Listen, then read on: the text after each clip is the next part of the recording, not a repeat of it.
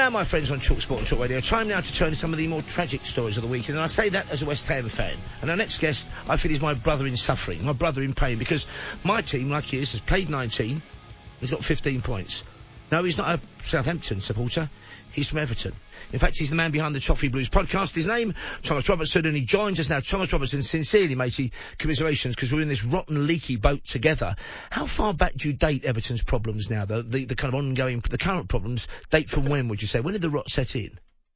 Well, it was very much after kind of the initial wave of machinery money kind of wore off, and we noticed when we can't now invest that kind of the money that was wasted previously. When we can't reinvest that now, the squad's fallen behind, and there's now just a mentality around the club of kind of, as Neville Southall said, accept intent kind of led to this slide in the culture at the club. So, I mean, the machinery era from the very start, we could see, there was wasted money, but then a few years in, it was really clear to see that things might be declining. And we had that brief moment with Ancelotti and James Rodriguez where things seemed more hopeful, but obviously that was all too good to be true. And once they had left and the financial kind of problems came to light, that's really where the struggle kicked in. There's a cliche in the world of business at the moment, which is that some entrepreneurs are said to be analogue businessmen in a digital age.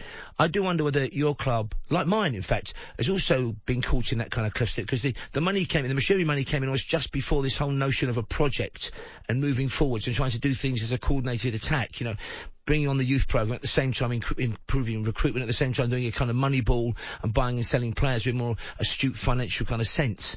Is there any sense in that, do you think? Any truth in that?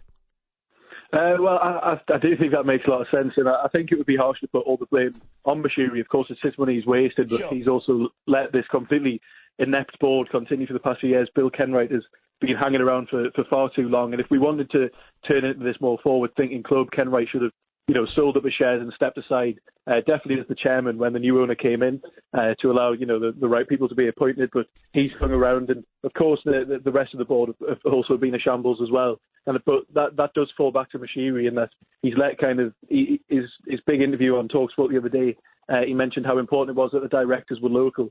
That the fans aren't that bothered if the directors are local or not. We wanted a club that's run efficiently, run properly, and obviously we don't want to be where we are on the table. So it's machinery's fault for kind of keeping this board in place, who clearly are not, they've got too many ties to the past, and Kenwright, far past his time in his tenure at Everton. And with curious synchronicity, and sometimes it's almost like the football gods are mocking us, it's West Ham at home to Everton, both our next fixtures. Yeah, well, I think that might work out quite well for you. And I'm thinking it might work out quite well for you. So we're both equally pessimistic, I think, Thomas. Yeah, no, but I think we've managed to be helpful for a couple of teams around us, Wolves and Southampton now, so we're quite helpful for teams in trouble. What did you make of this Southampton game? I only saw the highlights, I must confess, and I heard some of the commentary on TalkSport. What did you make of it? I think it was a relatively positive start, but I think maybe that's also because we've had this such terrible run that you're looking to take the positives wherever you can. And the players just clearly lack the spine. I think Lampard is really struggling. I can't see how his tenure is going to continue much longer. I'd like to support the manager, but the position we're in, I think we just need to move on, because I think he's shown now, especially after this run of results, that he doesn't quite have what it takes to manage the club successfully.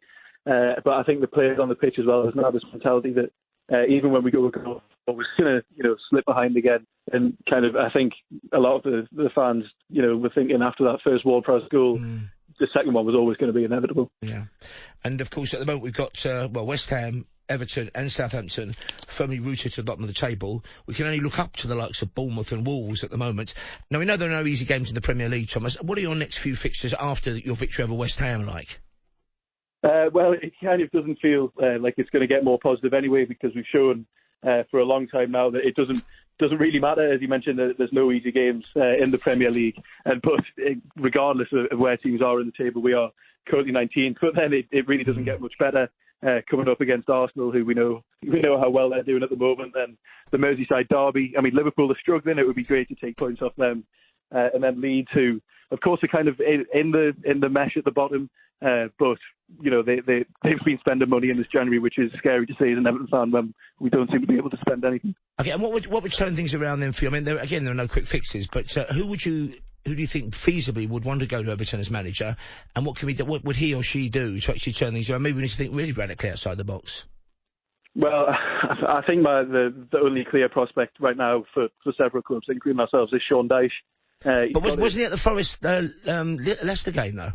I did see that. Yeah, I'm not sure how much that really has to do with whether he's going to be taken over when nobody's been sacked yet. But I mean, the likes of West Ham, Everton, and Leicester, as you mentioned, I think everyone will be looking at Sean Dyche right now, and I think he's kind of the logical manager for the clubs around that area, and I don't see why Everton should be any different. Now, I know the players were cheered out onto the pitch on Saturday for the match, which was absolutely heartening for the game. But also, we had some security alerts beforehand. We had various senior figures not present there, and we've had other reports of more direct protest, if you like, unacceptably direct protest. What are you hearing from the fans about this? I mean, is this a kind of fringe of fans, or is this kind of the apex, if you like, of a pyramid of real discontent? Yeah, it's really disappointing to see the actions of a couple of fans after the game. And as I said, I can't really speak on whatever happened to the CEO before the game because we only heard about it very briefly before the Southampton match, and there's been no kind of report on it at all. But the fans after the match blocking players' cars, nobody wants to see that, and it really detracts from the actual protest. Now, Everton are one of those handful of clubs, 6 in fact, who've never been relegated. It may well happen. I'm not wishing it on you. I'm certainly not wishing it on my own side, but 3 teams have got to go down. Can you genuinely think of 3 sides that are worse than Everton at the moment in the Premier League? Because I'm struggling to think of 3 sides worse than West Ham. Right, no. Right now, I definitely can't. No, I think last season that's what we always kind of were banking on, that there'd be teams just about worse than us. But we've demonstrated in the first half of the season that there isn't, and we can't seem to shake this run of form. So I can't currently see 3 teams, worse than us who will go down below us. Now, you mentioned some of your unhappiness with some aspects of fan behaviour at the end of the game. Yeremina, of course, met with fans at the end of the match. What did you make of that? To be honest, I think he dealt with the situation well. I mean, Mina's an interesting character, having been, injured most of his career, but there's not much more he could have done than that. I mean, you don't want to see fans blocking the players' cars, as I mentioned. It really detracts from the actual notion of the protest and kind of grabs the headlines away from what should be a focus on replacing the board. And it's no consolation to you, but I mean, that first Ward Prowse goal was an absolute worldie, was it not? Yeah, I mean, it feels like, when you're in this position that everything could go against you, but there's not much you can really do about, a goal like that. How long have you been an Everton fan? I mean, what were your glory days as a fan? I mean, I'm much, much older than you. I can just about remember when everyone supported West Ham in London because we won the World Cup. Yeah, well, I mean, the last time we won a trophy was in 1995, so I mean, that's older than me. That was before I was born. So I've literally never experienced the... So why Everton then, Thomas? Is it a family thing? Yeah, I've got family connections to Liverpool, so yeah. Well, it's great talking to you, matey. Seriously, good luck. We're both going to need it, I think, in the very difficult days, weeks and months ahead. That was Thomas Robertson there from the Toffee Blues podcast, talking to me, Pro Wrestling, you guys on TalkSport and Talk Radio, where we're live till 5.